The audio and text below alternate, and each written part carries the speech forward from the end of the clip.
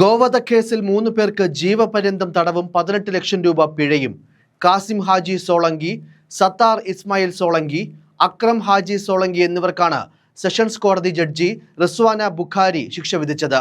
ഗുജറാത്തിൽ ഇതാദ്യമായാണ് ഗോവധക്കേസിൽ ജീവപര്യന്തം വിധിക്കുന്നത്. ഗുജറാത്ത് മൃഗസംരക്ഷണ നിയമത്തിലെ വിവിധ വകുപ്പുകൾ പ്രകാരമാണ് മൂവരും കുറ്റക്കാരെന്ന് കണ്ടെത്തിയത്.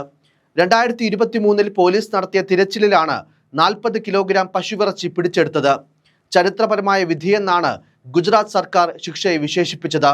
സംസ്ഥാന സർക്കാർ ഗോസംരക്ഷണത്തിന് പ്രതിജ്ഞാബദ്ധമാണെന്ന് വക്താവ് ജിതു വാഖാനി പറഞ്ഞു. ഇന്ത്യൻ സംസ്കാരത്തിന്റെയും വിശ്വാസത്തിന്റെയും കേന്ദ്ര ബിന്ദുവാണ് പശു.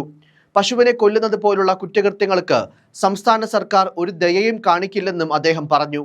2011 അന്നത്തെ മുഖ്യമന്ത്രിയും ഇപ്പോഴത്തെ പ്രധാനമന്ത്രിയുമായ നരേന്ദ്രമോദിയുടെ നേതൃത്വത്തിലാണ് ഗുജറാത്തിലെ BJP സർക്കാർ ഗോവധത്തിനെതിരെ കർശനമായ നിയമം പാസാക്കിയത്.